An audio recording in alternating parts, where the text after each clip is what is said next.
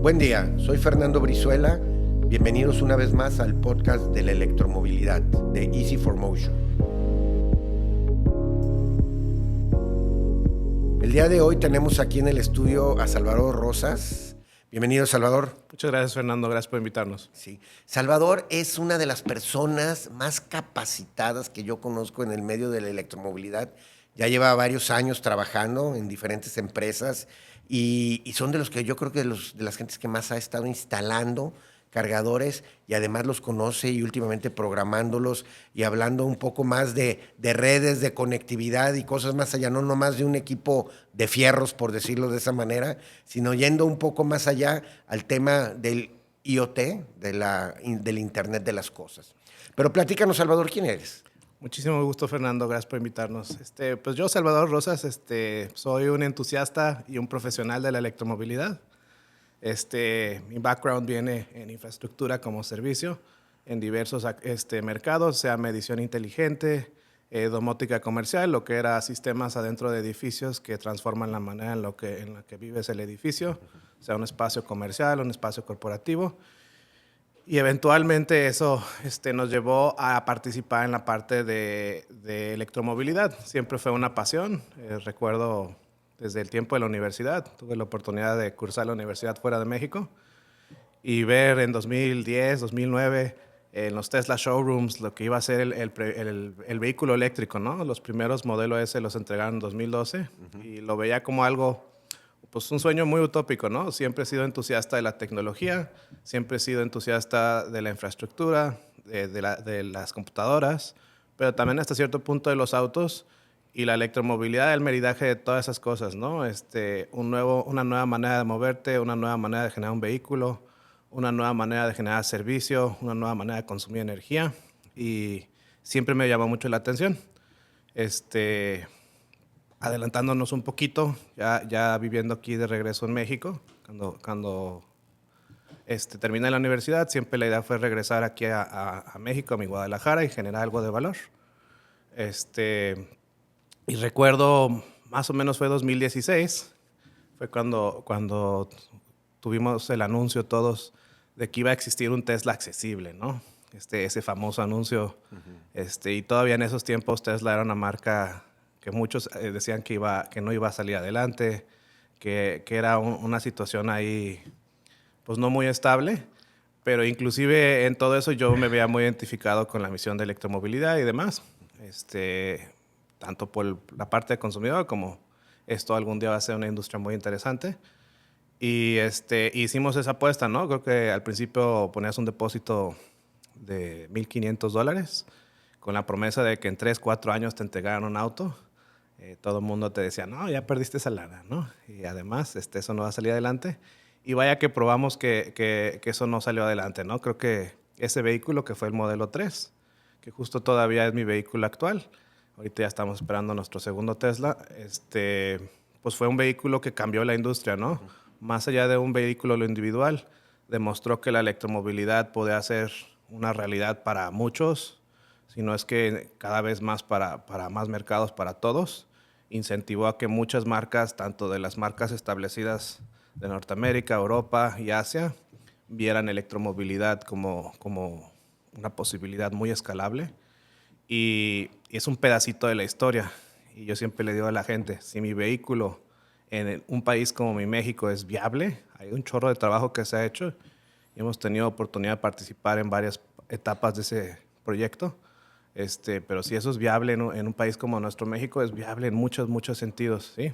El chiste es tener la disposición, la apertura de hacerte esa pregunta, estar abierto, en algunos casos replantearte un poquito cómo ves el tema de movilidad en tu persona, cómo ves el tema de consumo de energía y cómo estás dispuesto a tener el valor agregado de cómo funciona, haciendo algunos cambios pequeños en tus hábitos que al final superan por mucho el valor agregado que moverte de esta manera, ¿no? Y ya después de ahí, pues fue la misión de cómo llevo esto a más gente y a más industria en mi zona, ¿no? Para mí, hacer que la electromovilidad suceda en Occidente, inicialmente en nuestro Jalisco, es mi misión, ¿no? Hemos tenido oportunidad de trabajar electromovilidad en muchas zonas de México y con actores de todas partes, de Ciudad de México, de Monterrey, algunos otros aquí local. Pero para nosotros siempre la misión es que electromovilidad suceda aquí en Occidente, en Jalisco, ¿no? Tenemos un lema Ion Drive, ahora nuestra iniciativa que nosotros fundamos, un CPO o un Charge Point Operator, operador de recarga gestionada. Nosotros Ion Drive somos carga de conductor de auto eléctrico para conductor de auto eléctrico y de Jalisco para Jalisco, ¿no? Podemos eventualmente tener una mayor presencia, pero nuestro objetivo hoy es tener una muy buena cobertura en esta zona, ser un operador regional y dar ese valor agregado de conocer el producto, el mercado, los jugadores y cómo esta idea en particular tendría más valor en esta zona. Y si sucede que pasas por nuestro Jalisco o por alguna razón requieres carga gestionada fuera de tu domicilio, que podamos ser ese proveedor para ustedes, ¿no? Y pues ahorita es donde estamos. Sí.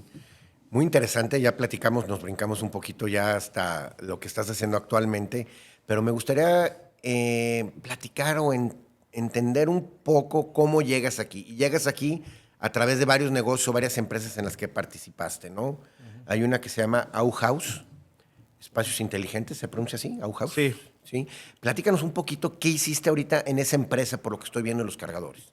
Fíjate que Auhaus fue una de las empresas, una empresa pues ahora sí que tuvimos ahí una relación comercial a ellos. Fue una de las empresas que se comieron para generar este ente que se llama Vemo en Ciudad de México, un ente que es líder de nuestro país en electromovilidad. Yo siempre agradecido con la gente de Auhaus de inicialmente haber tenido una apertura conmigo y yo en sus primeros años, llamémosle de 2000, finales del 18, principios del 19, hasta el 21, que es cuando se genera este ente que se llama Vemo, gestionábamos mucho de los proyectos que tenían aquí en Occidente, ¿sí? Desde carga residencial, que ellos a veces tenían acuerdos con fabricantes de vehículos y dichos acuerdos incluían tal vez a veces instalaciones residenciales. Nosotros les ayudábamos a ejecutar esa parte aquí. Y también tenían grandes clientes, ¿no? Como Tesla, que ellos eran, a la fecha creo que todavía son, uno de los proveedores que construían la red de supercarga, ¿no? Entonces, para haber podido participar ya en esas fechas y estar instalando cientos de cargadores en casas, decenas de cargadores públicos y varias ubicaciones de carga rápida, ya hace ya 4 o 5 años, pues eso nos daba una posibilidad, por un lado, ver cómo sería el futuro, por otro lado, ver las oportunidades y las complejidades de ejecutar dichas situaciones, como cada vertical, sea residencial, sea carga de destino, sea carga rápida, sea carga de flotillas, cada uno tiene su naturaleza, que es un meridaje de cosas técnicas, cosas comerciales, cosas regulatorias y cosas logísticas, que requiere ese formato de movilidad para alcanzar ese éxito, tanto en función como en costo, ¿no? Entonces, esa oportunidad, ahí un saludo a Germán García, si nos está escuchando, fue eso y fue muy padre. Y ya al término, cuando nace el ente Vemo, ahí Vemo, por lo menos mi impresión es que si justificadamente si enfocaría sus primeros años mucho hacia generar esa operación en Ciudad de México que hoy conocemos. Tienen cientos de estaciones de carga rápida, acaban de inaugurar una ubicación con 102 posiciones de recarga rápida. Cada actor se ha enfocado mucho en algún tipo de mercado, ¿no? Y la mayoría muy regionalizados hacia lo que es Ciudad de México, Estado de México. Y se entiende por qué, ¿no? En muchas maneras, la mitad de la economía de nuestro México está muy focalizada ahí. Entonces, una apuesta acertada, pero eso dejó un gran vacío en muchas partes de México, incluido nuestro occidente, nuestro Jalisco. Y de ahí nace la inquietud a decir, bueno, si no es bajo esa bandera, bajo otra bandera, ¿cómo podemos generar iniciativas de recarga aquí, no? Hemos tenido participación ahí con algunos otros actores locales. Y esta última instancia en la que estamos ahorita, Ion Drive, tomamos esta postura donde decimos exclusivamente hacemos recarga pública gestionada con cobro por uso, llámese para espacios comerciales, hoteles, vivienda vertical. Hacemos un poquito también de fleet, realmente ya no tanto como antes, y enfocarnos en eso, ¿no? El mercado residencial, un tiempo desistimos de él. Ahorita, a través de una nueva sociedad, un nuevo socio que tengo, tenemos otra marca comercial con la que atendemos el mercado residencial, ya que tiene otra naturaleza a cómo se gesta, y más en la última versión de cómo el mercado hoy en día funciona. Pero básicamente esa fue nuestra participación, ¿no? Auhaus hoy en día pues ya es un ente que realmente es un órgano operador dentro de esta entidad. Y creo que Vemo tiene una visión y una misión muy clara y muy importante, ¿no? En muchos sentidos es el líder de electromovilidad a escala en nuestro México. Ellos se enfocan mucho en verticalizar lo que tiene que ver tanto la operación de la recarga, dónde están los cargadores y de quién son, los vehículos, el fleet, el servicio y en algunos casos hasta el mero personal que maneja dichos vehículos. Empaquetan todo eso en un gran charging as service y pues buscan esos grandes clientes corporativos, ¿no? Imagínate a alguien como Uber o empresas grandes de logística, que ellos lo que buscan es llegar a un acuerdo comercial y que alguien haga toda la parte y nomás les entregue casi una unidad contable como un kilómetro eléctrico recorrido en Ciudad de México, ¿no? Claro. Esa es su tirada a largo plazo. Ellos también tienen iniciativas de recarga de consumidor, su iniciativa que se llama Watts. A la fecha ha tenido, no nomás en nuestra zona, en términos globales, pues una recepción medio anémica, pero pues realmente cada actor tiene sus situaciones, ¿no?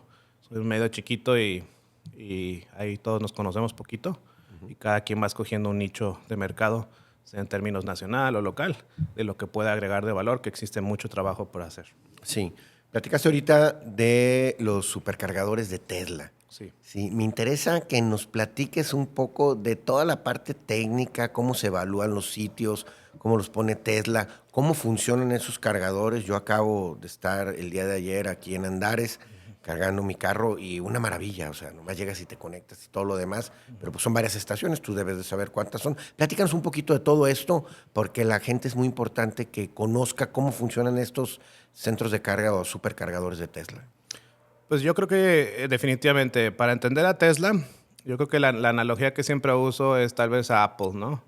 Apple es un ecosistema donde en la manera que es posible tratan de controlar todas las variables que son posibles controlar para generar una experiencia consistente y de valor, ¿no? Entonces, Tesla, de alguna manera, y especialmente para el mercado de Norteamérica, es eso, ¿no? En Europa ya hace un poquito menos, unos mercados que tienen otra manera de ser que podemos conversar, pero para nuestro Norteamérica, Tesla por un lado fabrican su propio equipo de recarga, que siempre fue una ventaja competitiva. Al principio fue porque no había otros fabricantes y era su equipo. Llamémosle entre 2020 y 2024, era el equipo más confiable cuando todas las otras marcas estaban sufriendo o de confiabilidad o de costo. Esta situación de que ellos mismos fabrican el equipo que consumen para vehículos que ellos fabrican les daba cierta situación de ventaja, tanto en costo como en tecnicismo. Y ahora que ya ha llegado este tema de crecimiento exponencial, pues también les da ventajas en el área comercial, ¿no? Cómo negocian con las ubicaciones, hasta cierto punto qué sucede con el consumo de energía, que con recarga rápida es un tema muy delicado, no nomás que haya energía en sitio, pero cómo se compra y cómo se opera y todas estas situaciones, pues tienen consecuencias reales en términos comerciales y si no les pones atención puede ser un tema muy delicado. Y por último, cómo se eligen ubicaciones, cómo se negocia con las ubicaciones. Eso también, pues en cada mercado es único, ¿no? En los mercados más formales, llámese en Estados Unidos o en Europa, llegar a un acuerdo comercial es bastante normal, ¿no? En nuestro México hubo varias barreras a atravesar, desde temas de normatividad, temas de cómo se genera una especie como de convenio, acuerdo o renta para tener posesión sobre el sitio. y la otra es ese marco legal que te permitiera la venta de la energía, ¿no?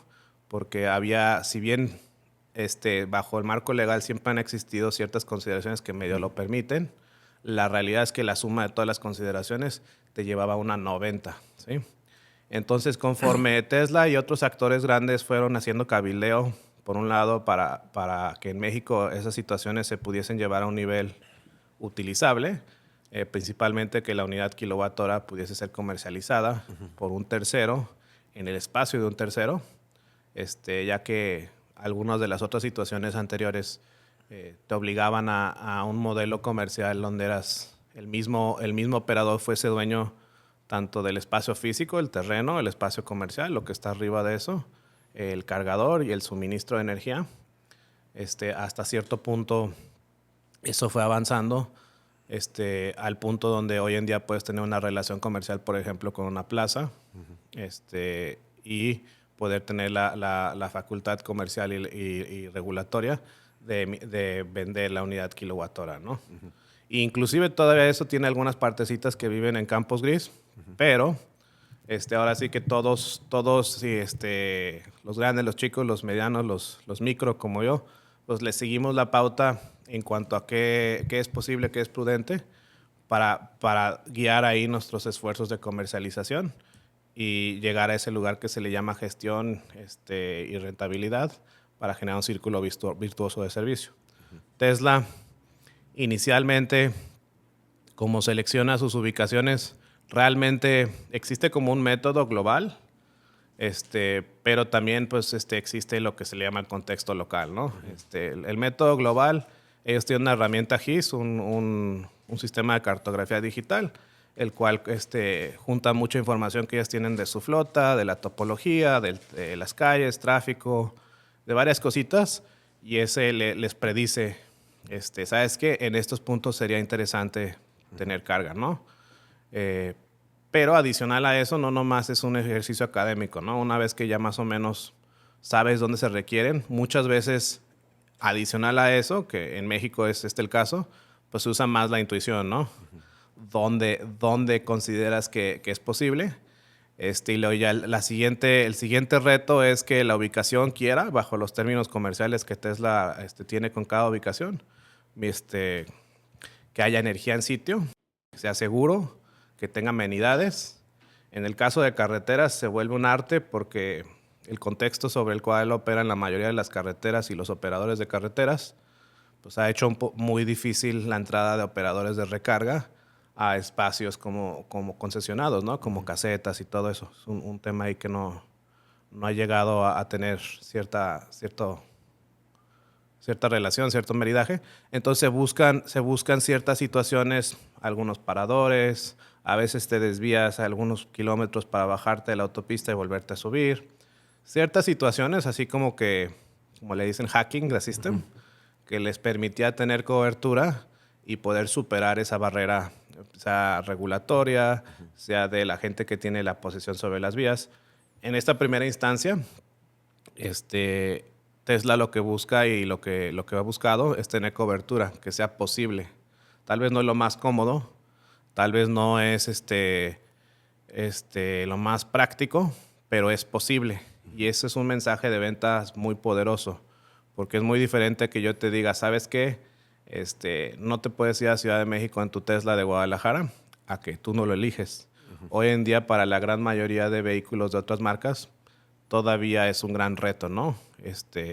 Operadores de recarga como Evergo están haciendo un gran esfuerzo por cambiar eso, pero todavía inclusive su oferta de recarga, por varias razones, pues está limitada a 50 kilowatt-hora, ¿no? Entonces, pues es muy diferente que operar una red de carga que opera ubicaciones entre 150 a 200 kilowatt-hora, 250 kilowatt-hora.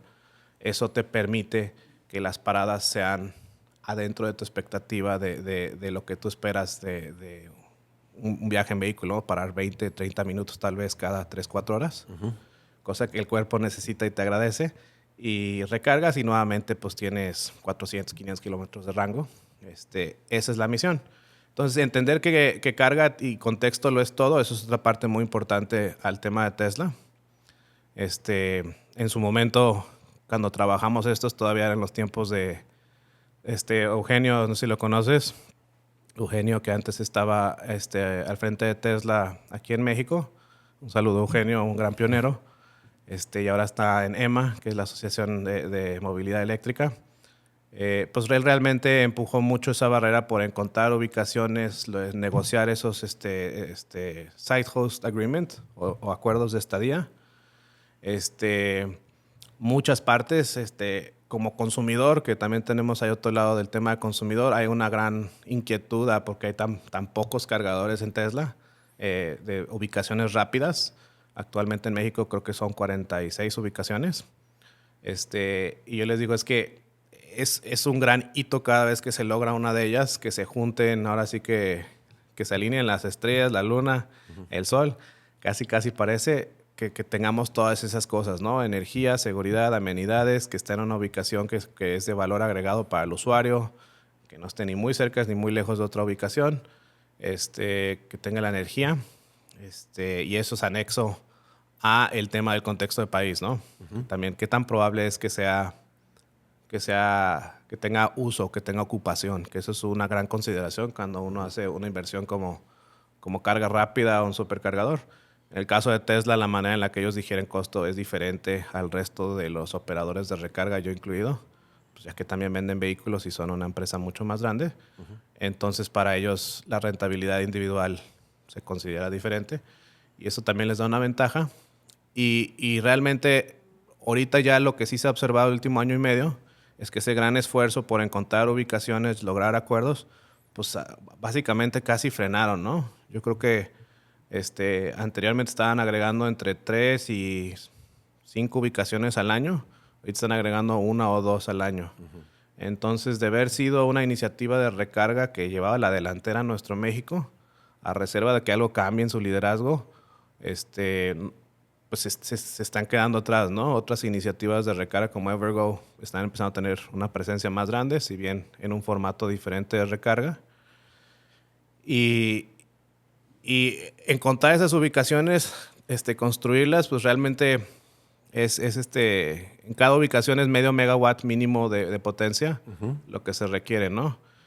Hay ubicaciones donde se pudiese hacer con menos energía, como lo hacen en algunas ubicaciones en Estados Unidos, que tienen como unas baterías grandotas que se llaman Tesla Megapacks. Pero en México a la actualidad no se hace así. Como dicen, que no te salga más caro el caldo que la albóndiga, por decirlo de alguna manera tal vez no tan elegante.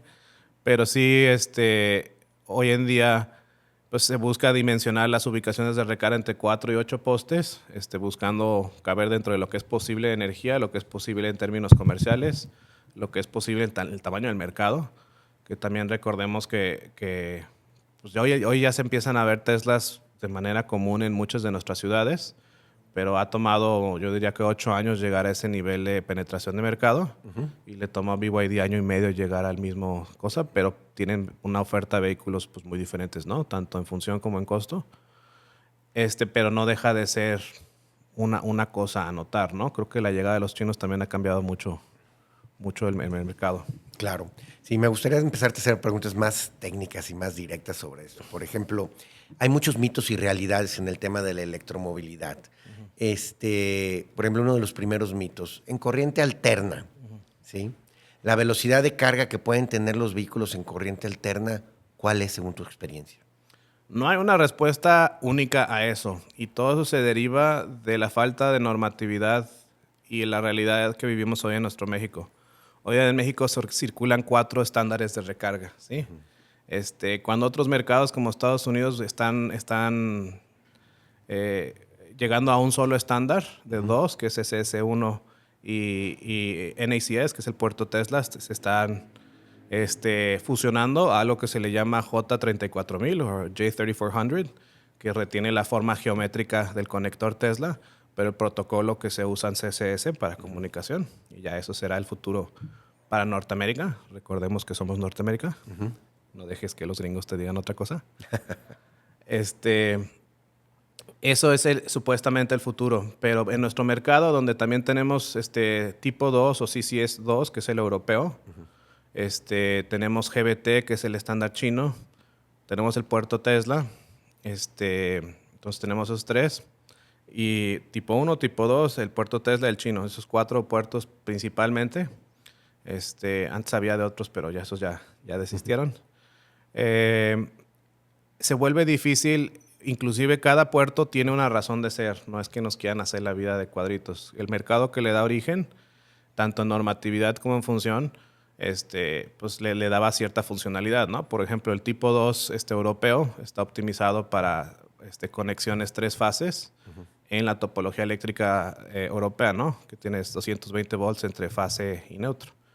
El chino puede funcionar en varios voltajes que son más común allá, como el de 400 volts en AC, cosa que en industria es común allá, y eso le da cierta funcionalidad, puede llegar a mayores niveles de potencia.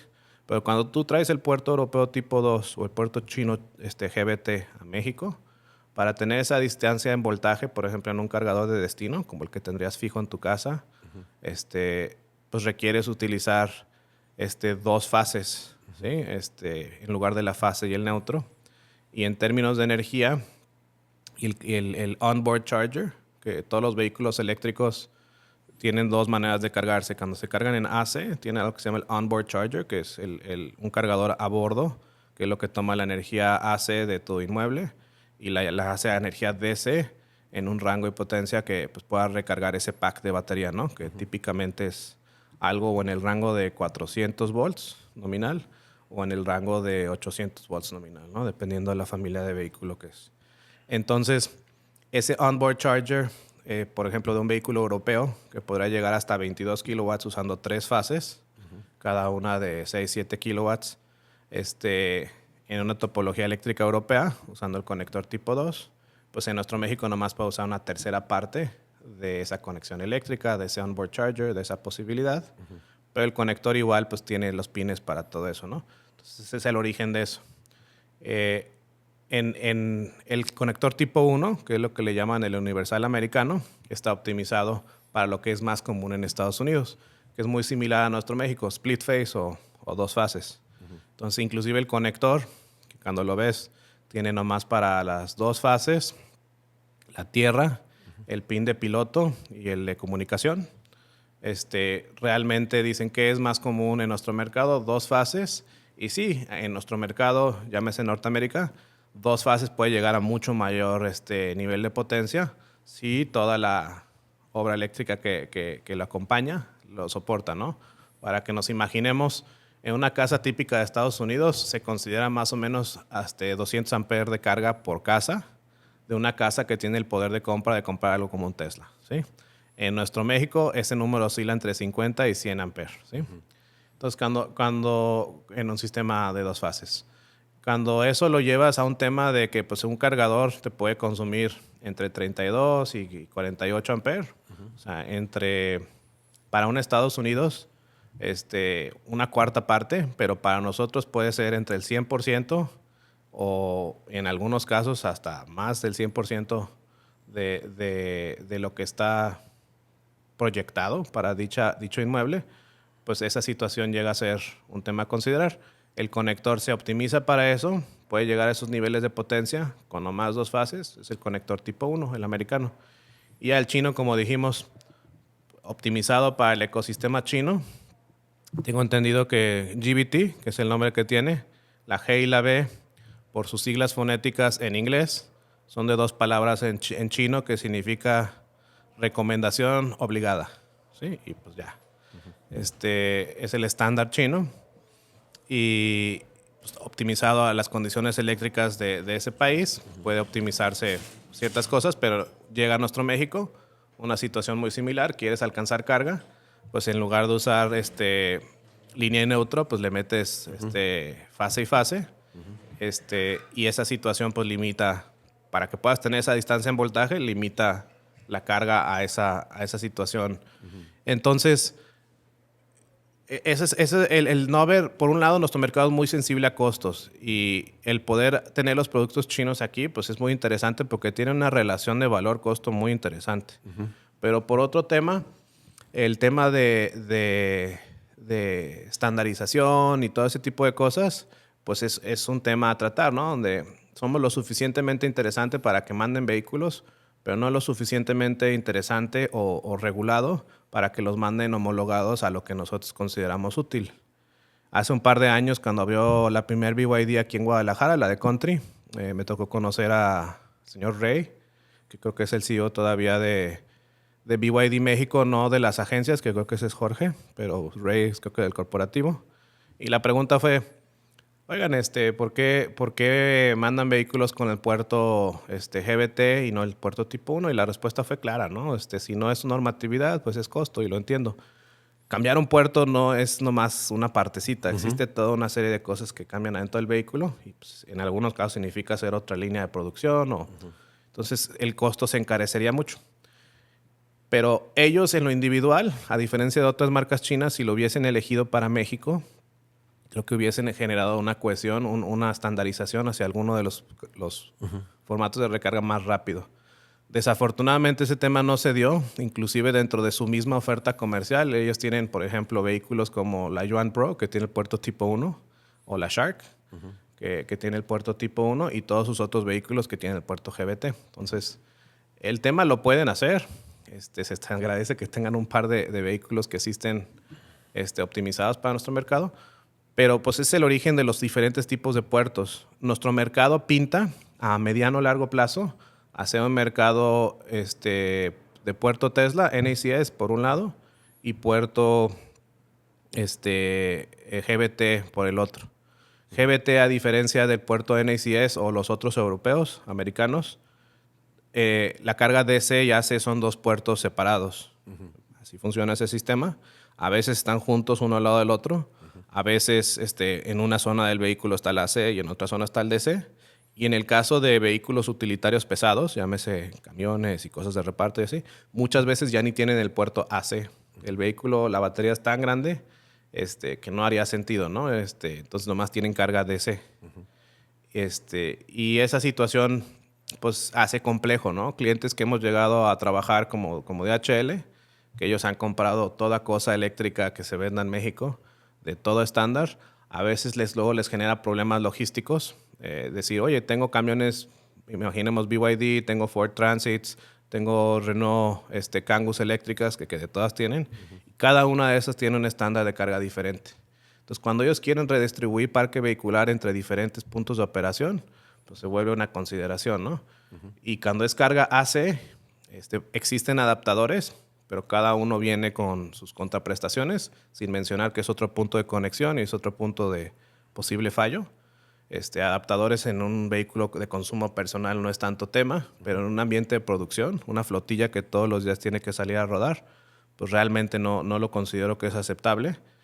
Pero, pues por otro lado, diversidad de puertos, inclusive en un mismo operador, un mismo cliente.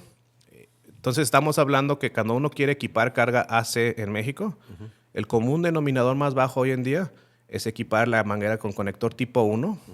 Todos los fabricantes ahorita están incluyendo en tu vehículo, de lo que sea que ellos usan, a tipo 1, un adaptador.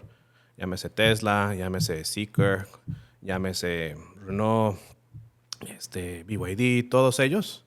Y cuando tú equipas un cargador tipo 1 con una obra eléctrica que lo acompañe y una programación que lo acompañe de este tamaño, tú puedes cargar en AC a lo que es la media que yo considero útil en México, que es si el vehículo lo acepta, o sea que tiene que ser compatible, puedes llegar hasta 11 kWh. Y ya si te llega un vehículo europeo o chino, pues lo cargas a lo que sea posible para él, 6, 7 kWh. Pero todo lo que es puerto Tesla o tipo 1, pues puede llegar a esa velocidad de recarga, que en su gran mayoría es donde vive la oferta. Esta mini oferta de que con conector tipo 1 o conector Tesla puedan llegar hasta 20 kWh, nomás lo hemos visto en vehículos utilitarios, llámese la Ford Transit, y uno que otro vehículo excéntrico, ¿no? Como la Hummer EV, la versión 2025, que la 24 no lo hace. No sé si fui claro. Sí, fíjate que esto se me hace muy interesante porque generalmente muchos instaladores que me han tocado en el mercado o oferta te dicen, te vendo el de 7 o el de 11, 12, por ejemplo, o te vendo el de 19 kilowatts, ¿no? En corriente alterna. Entonces, por un lado dices, bueno, pues compro uno de 19 para unas plazas, puedo cargar a 19. Pero lo que no habíamos caído en cuenta es que los vehículos no tienen velocidad de carga de 19, ¿no? Yo creo que una manera de pensar de los equipos de carga de destino es toda carga que sucede en horas, en su gran mayoría. Hay carga DC que también es de horas, pero pensemos carga de destino que cargan AC, que sucede en horas. Si lo queremos pensar, es más como un contacto de energía muy sofisticado, el cual está conectorizado, tiene telemetría, puede medir consumo, si ese pago autoriza o no dicho uso, pero en términos técnicos es más como un contacto de energía en la pared que un cargador. El cargador técnicamente está dentro del vehículo. Y ya cuando es carga DC, el vehículo cede el control de su batería a ese cargador estacionario. Y ya ese cargador estacionario pues sí va conectado a 480 o 440 o algún formato de energía más grande. Tiene un inversor grandotote. En algunos casos, como Supercarga Tesla, son enfriados por líquido tanto el inversor como el cable de recarga. Si has visto el cable es muy delgadito, sí, pero son 600 amperes. Tú que te dedicas a hacer paneles de energía, puedes decir cómo es posible que metan aquí 600 amperes y es toda una ingeniería, es realmente hermoso.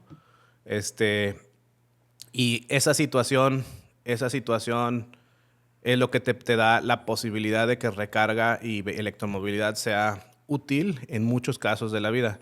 Nadie espera que tenga carga rápida en sus domicilios. Hemos tenido clientes de gente que dice, no, yo tengo un chorro de coches eléctricos, yo soy bien padre, ponme un cargador rápido en mi casa. Y ya cuando uno repasa el tema y le digo, bueno, y aunque quisieras comprarle que valga todo esto y la complejidad del todo, o sea, no es, carga rápida no es para consumidor final en residencias, ¿no? Inclusive en vivienda vertical, muy cuestionable, ¿no?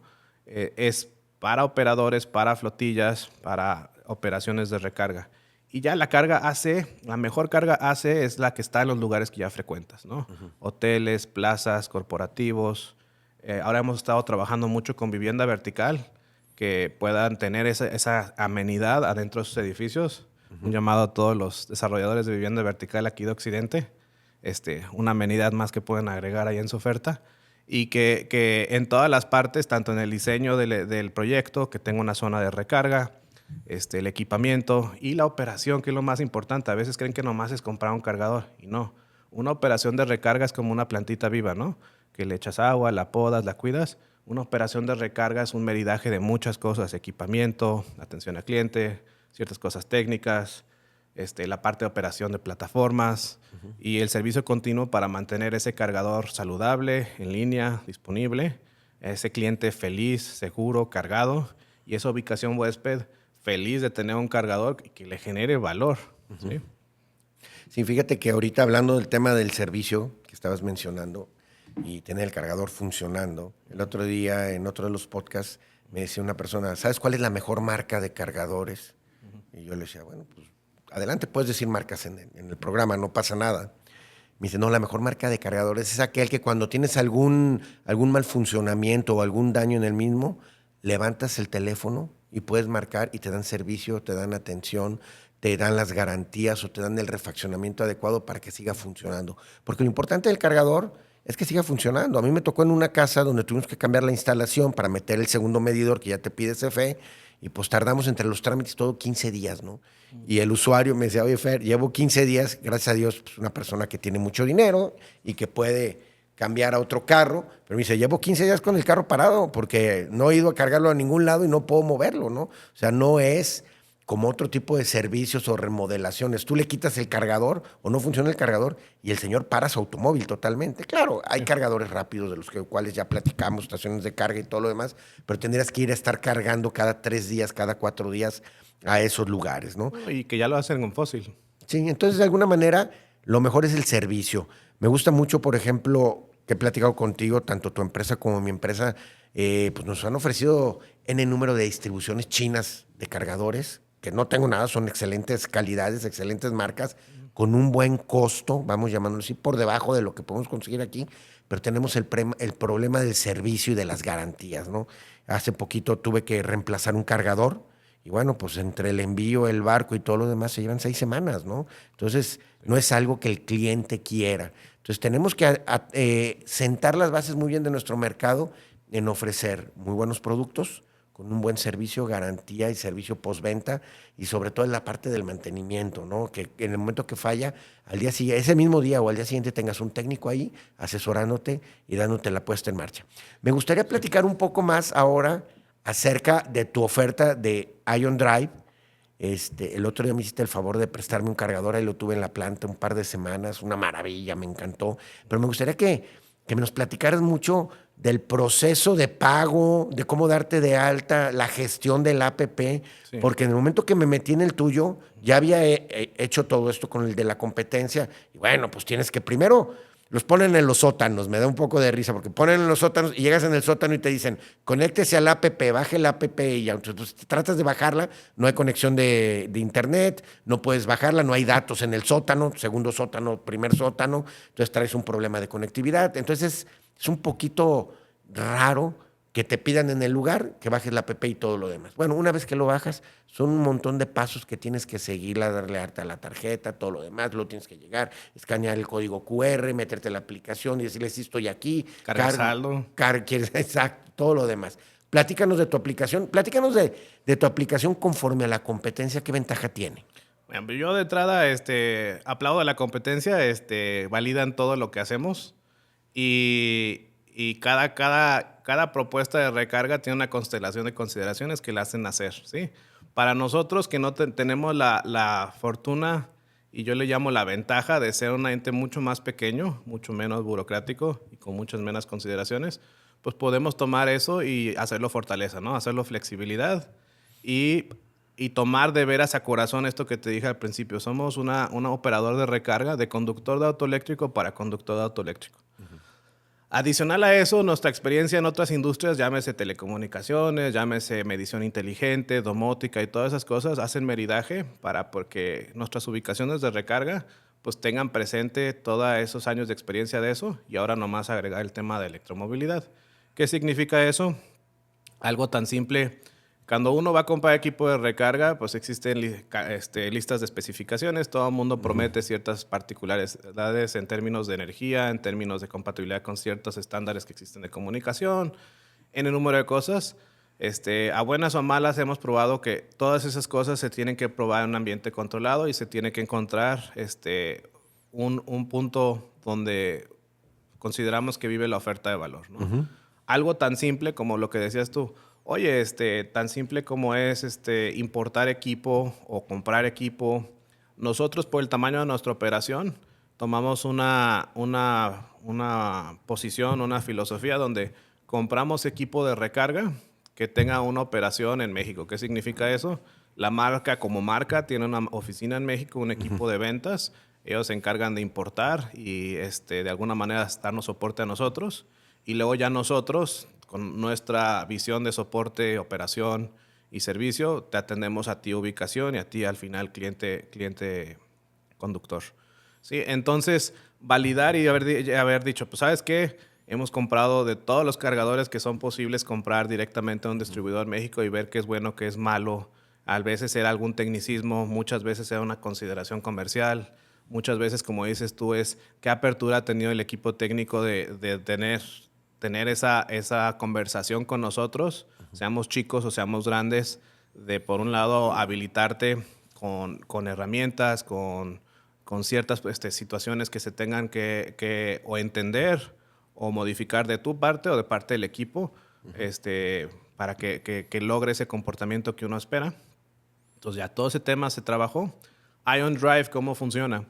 Ion Drive, tenemos la parte técnica y tenemos la parte comercial. Repasando la parte técnica, todos nuestros cargadores estén en un sótano, que hemos puesto hasta en un cuarto sótano, o estén así a la intemperie. Todos nuestros cargadores, tú llegas, escaneas el código QR y tú puedes en el navegador de tu teléfono, sin bajar una app, iniciar recarga. También tenemos app, porque existen ciertos casos de uso donde uno quiere una app. Pero todos hemos estado en ese sótano y decir, estar en un sótano, bajar una app en un lugar que no hay señal, hacer un usuario, agregarle una tarjeta, luego para agregarse fees de procesamientos de pago, te hacen cargar un saldo, mismo que tal vez te ajusta, tal vez no, tal vez se queda ya atorado. Luego, identificar el cargador y activarlo. Y si están en un sótano, algunos todavía te hacen conectarte a un Wi-Fi y poner una contraseña. O sea, casi no me ajustan los dedos. No es correcto. Con nosotros te enchufas, escaneas un código QR, tecleas tu correo y le das iniciar. Si tienes Apple Pay o Google Wallet, tomamos esa información de pago de tu cartera digital. Si no, nomás tecleas ahí en un formato chiquito el puro número de tu tarjeta, el C2V, y inicia la recarga. Nosotros no hacemos wallets de ningún tipo. Hacemos un tema que se llama una preautorización. Preautorizamos un monto. Si, por ejemplo, regularmente el monto que preautorizamos es 600 pesos. Si tu consumo fueron 200 pesos, al término de 48 horas en automático se sueltan los otros 400 pesos. Entonces siempre te puedo cobrar de manera puntual por lo que consumiste. Al término de esa primera visita, como toda plataforma, te llega un recibo por correo electrónico. ¿Sí? En ese recibo, además de que viene el detalle de tu consumo y si deseas facturar, instrucciones de cómo solicitarlo, viene una liga y una invitación. Oye, si nos visitas con frecuencia, puedes bajar nuestra app. ¿Qué valor agregado te da nuestra app? En nuestra app puedes ver todas las ubicaciones que gestamos, puedes ver telemetría en tiempo real de uso de los cargadores, están en uso o no, cuánto cuesta la energía. La parte de soporte está más integrada y la parte de facturación. Y es donde vemos y el historial de consumos, ¿no? Que puedas ver todas las veces que has cargado con nosotros. Y también ahí vas a poder configurar, ahorita todavía traemos unos temitas, pero el plug and charge. Que plug and charge, ahí yo te puedo decir, este fue el último vehículo que vi con el que cargaste. ¿Quieres que me acuerde de él? Y ya las próximas veces que visites cualquier cargador de nuestra familia de recarga, podemos por medio del cable identificar el auto e iniciar recarga, ¿no? Muy similar a otras ofertas de recarga más grandes. Pero si por alguna razón era un cargador que tal vez nomás visitaste en un hotel una noche y nunca nos vas a volver a ver o lo que sea, existe ese paso de 3 pasos, ¿no? Donde nomás te enchufas, escaneas el código QR, tecleas tu correo y le das iniciar, ¿no? Entonces, poder pensar en todas las maneras en las que alguien quiere interactuar con el tema de recarga, todo lo que es un dolor, todo lo que es una oportunidad. Algo tan simple como lo que dices tú, la conectividad. Nosotros en toda ubicación que operamos, el tema de conectividad y todos los ingredientes que son posibles los controlamos nosotros. ¿Sí? Entonces, algo tan simple como poner amplificadores de señal celular en las zonas donde están nuestros cargadores para que tanto el celular del cliente, nuestros cargadores y también el vehículo, recordemos que muchos vehículos eléctricos tienen integrado conectividad celular para que puedas controlar y ver cosas con su aplicación correspondiente, para que todo eso sea transparente. Tienes que encontrar al usuario donde está. No es correcto, no es elegante, no es funcional, no es fricción pedirte que encuentres una red Wi-Fi y pongas una contraseña y te conectes. No es correcto, ¿sí? Entonces, si actores pequeños como nosotros podemos tener ese nivel de atención y detalle, yo considero que pues, los actores grandes deben de elevar su juego, ¿no? Una invitación a todos los que vean esto, que vean el detalle, ¿no? La manera de ver todos estos detalles es vivir con el producto, ¿sí? Creemos mucho en eso y ahora sí que, como dicen, en esta... I will die on this hill, así dicen los gringos, ¿no? Esa es mi opinión. La recarga tiene que empezar desde la visión de ese mercado meta, que en el caso de carga de consumidores, ese cliente, atenderle todos esos puntos de fricción y de esa manera pues, poder alcanzar una mayor oferta de recarga que poner tantos impedimentos, ¿no? La selección de nuestro CMS y nuestro equipo de recarga fue un proceso arduo, largo y caro, y eso que no lo hacemos desde cero. Existen varios fabricantes globales, llámese europeos, americanos, algunos chinos, que te pueden proveer en diversos niveles de preparación, lo que sería la plataforma, pero cuando luego tú ya tomas eso y la moldeas a tu visión comercial que esté homologada a ciertas cosas que tal vez tu mercado espera, si acaso algo de normativa, algo tan simple como el idioma, que muchos de ellos dicen, no, sí, soporte español, pero pues traducido a máquina, horriblísimo. Todas esas cositas las fuimos observando y pues todavía tenemos mucho por hacer. No estoy diciendo que nuestra oferta está padrísima y la de operadores grandes pues tiene muchas deficiencias, pero pues también entendemos la naturaleza de esas grandes operaciones de poder ver el detalle. Entonces, nosotros todavía aprovechamos el tamaño de nuestra operación y que nuestra ventaja competitiva sea esa, ¿no? Que el detalle, la atención, inclusive la mera adquisición de sitios, para nosotros en algunos casos puede tomar semanas, cuando para iniciativas grandes pues puede tomar meses, si no es que años. Y definitivamente hay clientes grandes corporativos que siempre naturalmente van a gravitar hacia operadores de recarga grande y es la naturaleza de esa escala de operación corporativa. Pero para nosotros, esa resolución pequeña, hay muchas ubicaciones de gran valor agregado que son mucho más pequeñas, que quieren ese distintivo y hacemos un equipo con ese tipo de ubicaciones para pues, generar red, generar recarga y generar servicio y entrega al final de energía que es de valor. ¿Sí? Sí. Una última pregunta. La verdad es que ha sido toda una experiencia estar platicando contigo, sobre todo todos los conocimientos que tienes en esta nueva área, vamos llamándolo así. Yo siempre digo que el negocio de la electromovilidad, que el área de la electromovilidad, nada está escrito. ¿Sí? Cuando yo me dediqué a las instalaciones eléctricas, siempre me decían, es por aquí, los cálculos son así, se hacen así. Y en cambio aquí un día piensas una cosa y a los 6 meses ya de repente piensas otra, o sale un equipo nuevo, o sale una normatividad nueva, o sale un diferenciador de alguna manera, o salen vehículos diferentes. O sea, va cambiando. Ha sido un proceso de adaptabilidad, sobre todo muy rápido. Entonces, en donde... Y de permanencia. Y de permanencia. Jugadores como tú se tienen que adaptar. Ya la última pregunta que me gustaría hacerte, que yo creo que tendremos después más tiempo para hacer otro podcast, porque hay mucho, mucho que platicar de este tema.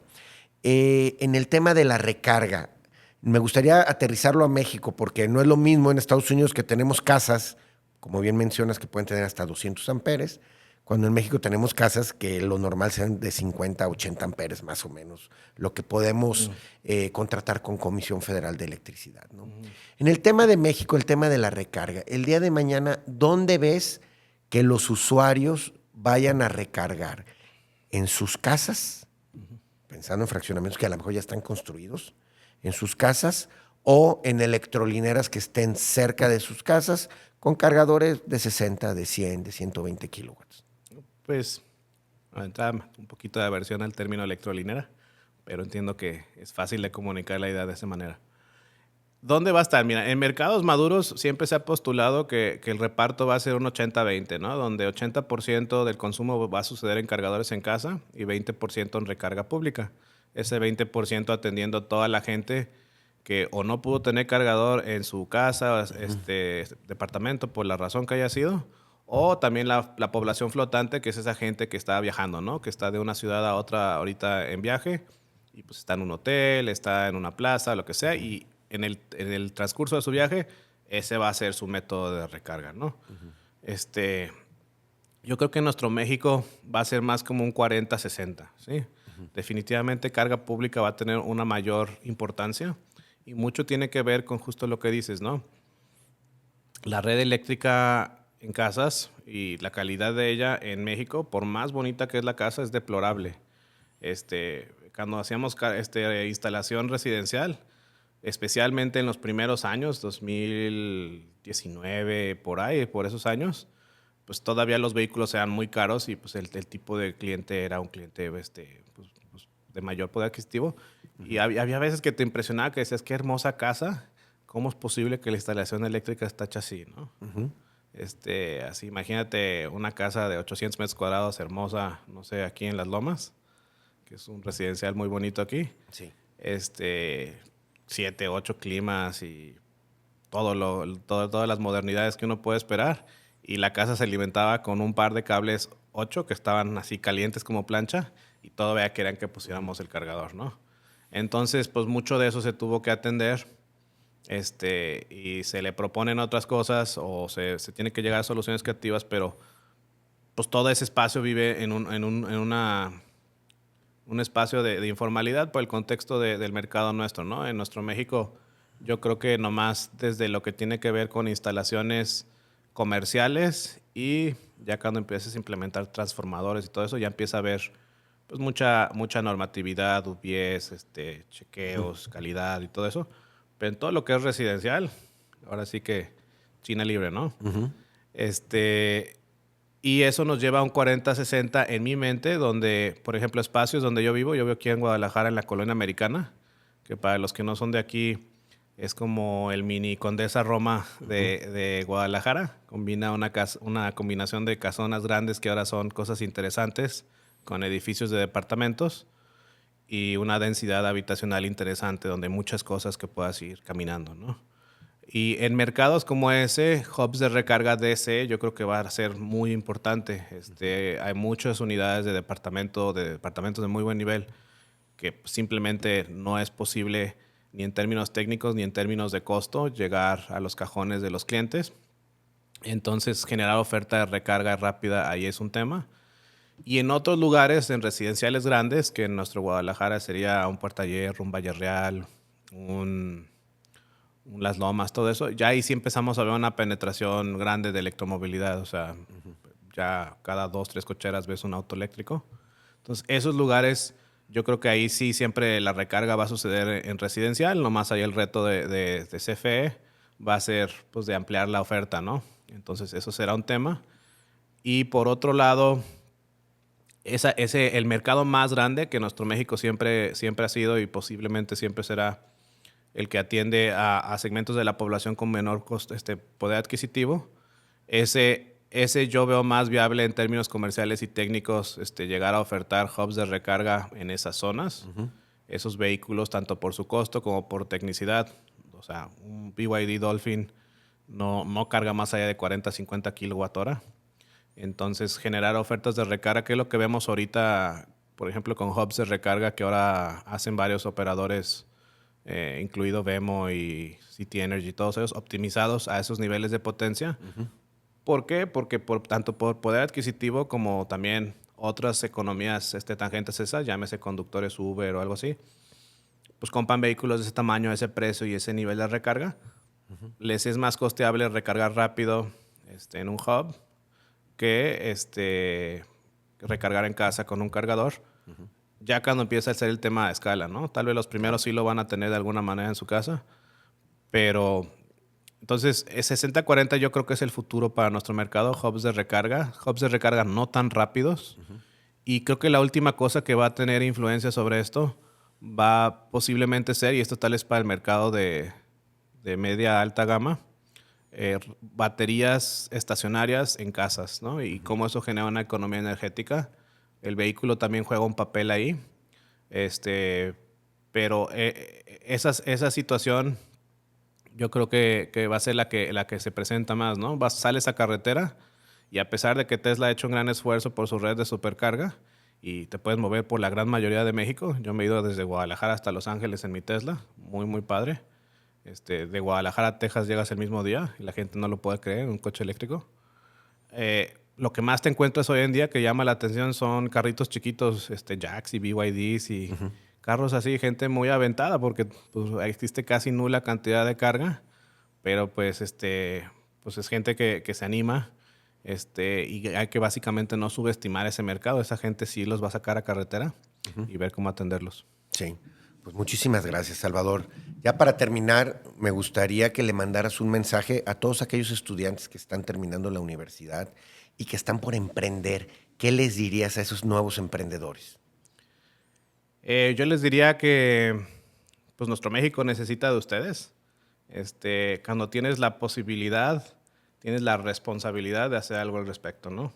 Sea generar un servicio, generar un producto, elegir tu México y construir aquí, ¿no?